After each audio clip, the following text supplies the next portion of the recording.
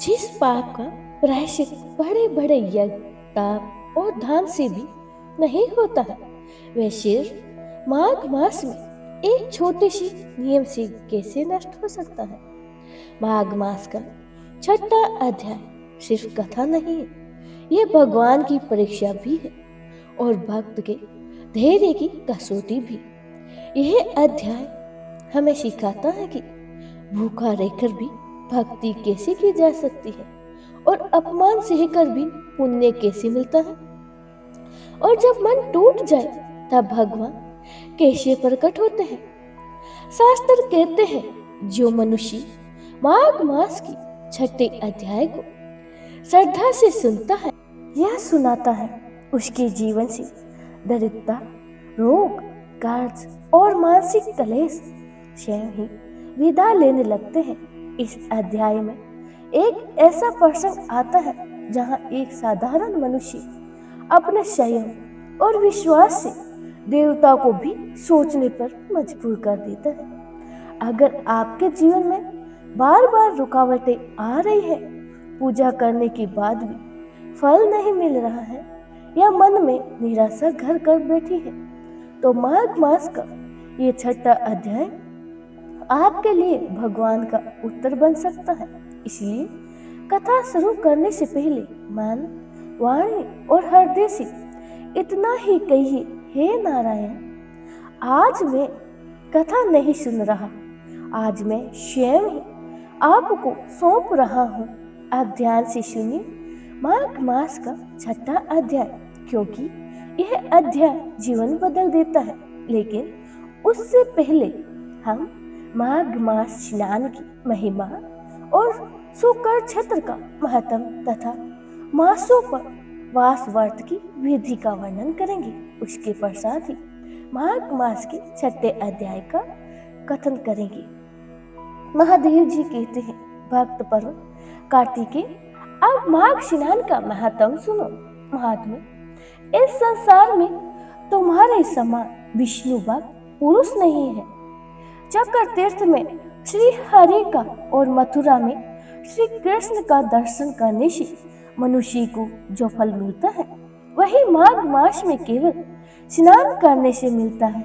जो जितेंद्रिय, शांत चित्त और सदाचार युक्त होकर माघ मास में स्नान करता है, वह फिर कभी संसार बंधन में नहीं पड़ता है। इतनी कथा सुनकर भगवान श्री कृष्ण ने कहा, सत्यभामा, अब मैं तुम्हारे सामने शुक्र क्षेत्र के महत्व का वर्णन करूंगा, जिसके विज्ञान मात्र से मेरा साधनीय प्राप्त होता है। 5 योजन वस्तुत सूर्य क्षेत्र मेरा मंदिर निवास स्थान है।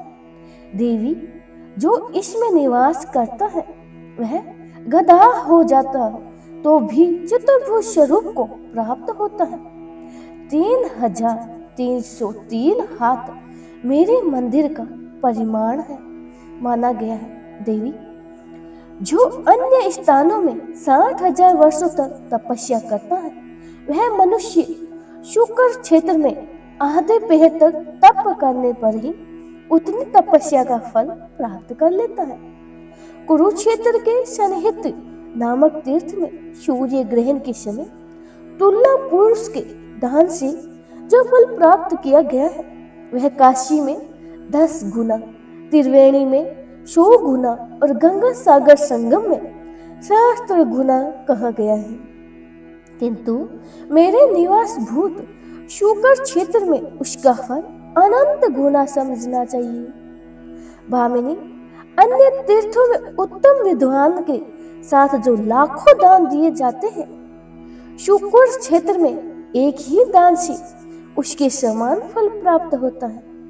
शुक्र क्षेत्र, त्रिवेणी और गंगा सागर संगम में एक बार ही स्नान करने से मनुष्य की ब्रह्म हत्या दूर हो जाती है। पूर्व काल में राजा अलगन शुक्र क्षेत्र महात्मा श्रवण करके 7 द्वीपों सहित पृथ्वी का राज्य प्राप्त किया था। कार्तिकेय ने कहा, भगवान, मैं व्रतों में उत्तम मासों पे व्रत का वर्णन सुनना चाहता हूँ। साथ ही उसकी विधि एवं यथोचित फल को भी श्रवण करना चाहता हूँ। महादेव जी बोले, बेटा तुम्हारा विचार बड़ा ही उत्तम है। तुमने जो कुछ पूछा है वह सब बताता हूँ। जैसे देवताओं में भगवान विष्णु, तपने वालों में सूर्य, पर्वतों में सेमुरु और पक्षियों में गरुड़, तीर्थों में गंगा तथा प्रजाओं में वैश्य श्रेष्ठ है, उसी प्रकार सब व्रतों में मासोपवास व्रत श्रेष्ठ माना गया है। संपूर्ण व्रतों से, समस्त तीर्थों से और तथा सब प्रकार के दानों से जो पुण्य प्राप्त होता है वह सब मासोपवास करने वाले को मिल जाता है। वैष्णव यज्ञ के उपदेश से भगवान जनार्दन की पूजा करके पश्चात गुरु की आज्ञा लेकर मासोपवास व्रत करना चाहिए। शास्त्रोक्त जिसने भी वैष्णव व्रत है उन सब को तथा द्वादशी के पवित्र व्रत को करने के पश्चात मासोपवास व्रत करना उचित है। अतिकृष्ट पराक और चंद्रायण व्रतों का अनुष्ठान करके गुरु और ब्राह्मण की आज्ञा से मासोपवास व्रत करें। अश्विन मास की शुक्ल पक्ष की एकादशी को उपवास करके 30 दिनों के लिए इस व्रत को ग्रहण कर। जो मनुष्य भगवान वासुदेव की पूजा करके कार्तिक मास भर उपवास करता है वह मोक्ष फल का भागीदार होता है। भगवान के मंदिर में जाकर तीनों समय भक्ति पूर्वक सुंदर मालती, नील कमल, पद सुगंधित कमल, केसर, खस, कपूर, उत्तम चंदन, नैवेद्य और धूप दीप आदि से श्री जनार्दन का पूजन करें। मन, वाणी और क्रिया द्वारा श्री गरुड़ ध्वज की आराधना में लगे रहे। स्त्री पुरुष विधवा जो भी हो भगवान की इस व्रत को करें पूर्ण भक्ति के साथ, इंद्रियों को काबू में रखते हुए दिन रात श्री विष्णु नामों का कीर्तन करता रहे। भक्ति पूर्वक श्री विष्णु की स्तुति करें, झूठ न बोले, संपूर्ण जीवों पर दया करें, अंतकरण की वृत्तियों को अशांत न होने दे, हिंसा त्याग दे, सोया हो या बैठा श्री वासुदेव कीर्तन किया करे। अन्न का स्मरण, अवलोकन, सूंघना, स्वाद लेना, चर्चा करना तथा घास को मुंह में लेना ये सभी निषेध है। व्रत में स्थित मनुष्य शरीर में उपटन लगाना, सिर में तेल की मालिश करना, पान खाना और चंदन लगाना छोड़ दे तथा अनायास निषिद्ध वस्तुओं का भी त्याग करे। व्रत करने वाला पुरुष शास्त्र विरुद्ध कर्म करने वाले मनुष्य का स्पर्श न करे, उससे वार्तालाप न करे। पुरुष सौभाग्यवती स्त्री अथवा विधवा नारी शास्त्र युक्त विधि से 1 मास तक उपवास करके भगवान वासुदेव का पूजन करे। ये व्रत गिने गिनाए 30 दिनों का होता है, इससे अधिक या कम दिनों का नहीं। मन को संयम में रखने वाला जितेंद्रिय पुरुष 1 मास तक उपवास के नियमों को पूरा करके द्वादशी तिथि को भगवान गरुड़ ध्वज का पूजन करे। फूल, माला, गंध, धूप, चंदन, वस्त्र, आभूषण और वाद्य आदि के द्वारा भगवान विष्णु को संतुष्ट करे। चंदन मिश्रित तीर्थ के जल से भक्ति पूर्वक भगवान को स्नान कराए, फिर उसमें अंगों में चंदन का लेप करके गर्दन और पुष्पों से श्रृंगार करे। फिर वस्त्र आदि का दान करके उत्तम ब्राह्मणों को भोजन कराए, उन्हें दक्षिणा दे और प्रणाम करके उनसे तुलसी के लिए क्षमा याचना करे। इस प्रकार मासोपवास पूर्वक जनार्दन की पूजा करके ब्राह्मणों को भोजन कराने से मनुष्य श्री विष्णु लोक में प्रतिष्ठित होता है। मंडप से उपस्थित ब्राह्मणों से बार बार इस प्रकार कहना चाहिए, धीरजो, इस व्रत में जो कोई भी कार्य मंत्रहीन, क्रियाहीन और सब प्रकार के साधनों एवं विधियों से हीन हुआ हो, वैसा आप लोगों के वचन और प्रसाद से परिपूर्ण हो जाए।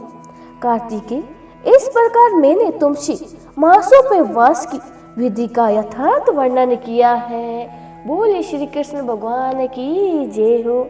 अब सुनिए माघ मास का 6वां अध्याय। यमदूत कहने लगे, हे विष्णु, एक बार भी गंगा जी में स्नान करने से मनुष्य सब पापों से छूटकर अंत शुद्ध हो जाता है, और जो गंगा जी को दूसरे तीर्थ के समान समझता है वह अवश्य ही नरक में जाता है। भगवान के चरणों से उत्पन्न हुई गंगा जी के पवित्र जल को श्री शिव जी अपने मस्तक में धारण करते हैं। वह ब्रह्मा जो संदेह रहित प्रकृति से अलग और निर्गुण है, ब्रह्मांड में उसकी समानता किससे हो सकती है? गंगा जी का नाम हजारों योजन दूर से ही लेने वाला नरक में नहीं जाता है। इसीलिए मनुष्य को अश्वमेघ गंगा जी में स्नान करने चाहिए। हे वैश्य, जो ब्राह्मण दान देने का अधिकारी होकर भी दान नहीं लेता है वह आकाश के नक्षत्रों में चंद्रमा के समान है। जो कीचड़ से गौ को निकालता है वह रोगी की रक्षा करता है, या जो गौशाला में मरते हैं वे आकाश में तारा गण होते हैं। व्यायाम करने वाले मनुष्य सदैव उत्तम गति को प्राप्त होते हैं। प्रातः समय स्नान के पश्चात जो 16 पर व्यायाम करते हैं वह घोर पापों से बच जाते हैं। जो प्राय स्त्री को माता समान मानते हैं वह यम की यातना को भोग नहीं भोगते हैं। जो मन से भी कभी पर स्त्री का चिंतन नहीं करता वह दोनों लोगों को अपने अधीन करता है। जो प्राय धन की मिट्टी के समान समझता है वह स्वर्ग में जाता है। जिसने क्रोध की जीत लिया हो मानो उसने स्वर्ग को ही जीत लिया हो। जो माता पिता की सेवा देवता तुल्य करता है वह यम द्वार नहीं देखता है, और जो गुरु की सेवा करते हैं वे ब्रह्म लोक को प्राप्त होते हैं। शील की रक्षा करने वाली स्त्री धन्य है, और शील भंग करने वाली यमलोक जाती है। जो वेदों शास्त्रों को पढ़ते हैं या पुराण और संहिता पढ़ते हैं और सुनते हैं, तथा जो समर्थ का व्याख्यान और धर्म शास्त्र समझते हैं, या जो वेदांत में लीन रहते हैं वे पाप रहित होकर ब्रह्म लोक को प्राप्त होते हैं। जो अज्ञानियों को वेद शास्त्रों का ज्ञान देते हैं वे देवताओं से भी पूजित होते हैं। यमदूत ने कहा कि वैष्णव श्रेष्ठ यमराज ने हमको वही आज्ञा दे रखी है कि तुम किसी वैष्णव को मेरे पास मत लाओ। हे वैश्य, पापी लोगों को इस संसार रूपी नरक को पार करने के लिए भगवान की भक्ति के सिवाय दूसरा और कोई उपाय नहीं है। भगवान की भक्ति नहीं करने वाला मनुष्य चंडाल के समान समझना चाहिए। भगवान की भक्त अपने माता और पिता दोनों के कुल को तार देते हैं और उनको नरक में नहीं रहने देते। और जो मनुष्य वैष्णव का भोजन करते हैं वह भी भगवान की कृपा से श्रेष्ठ गति को प्राप्त होते हैं। बुद्धिमान को सदैव वैष्णव का अन्न खाना चाहिए। इससे बुद्धि पवित्र होकर मनुष्य पाप नहीं करता है। गोविंदाय नमः। इस मंत्र का जप करता हुआ जो मनुष्य मृत्यु को प्राप्त होता है वह परम धाम को प्राप्त होता है, इसमें कोई संदेह नहीं है। जो मनुष्य ओम नमो भगवते वासुदेवाय इस दवा दशाक्षर मन मना नारायण इस दवा दशाक्षर मंत्र या ओम अष्टाक्षर मंत्र का नाम जप करता है उसके भर्म इत्यादि बड़े पाप नाश हो जाते हैं। फिर वैष्णव पूछता है, सबसे बड़ा दान क्या है? दान देना मनुष्य जाति का सबसे बड़ा तथा पुनीत कर्तव्य है। इसी कर्तव्य समझकर दिया जाना चाहिए और उसके बदले में कुछ पाने की इच्छा नहीं रखनी चाहिए। अन्न दान महान दान है, विद्यादान और बड़ा है। अन्न से क्षणिक तृप्ति होती है किंतु विद्या से जीवन पर्यंत तृप्ति होती है। त्रिवेद में कहा गया है, संसार का सर्वश्रेष्ठ दान ज्ञान दान है, क्योंकि चोर इसे चुरा नहीं सकता है, ना ही कोई इसे नष्ट कर सकता है। यह निरंतर ही बढ़ता रहता है और लोगों को स्थायी सुख देता है। धर्म शास्त्रों में हर तिथि पर्व पर स्नान आदि के पश्चात दान का विशेष महत्व बताया गया है। शुभ पात्रों को शास्त्रिक भाव से श्राद्ध के साथ किए गए दान का फल अक्सर जन्म जन्मांतर से मिलता है।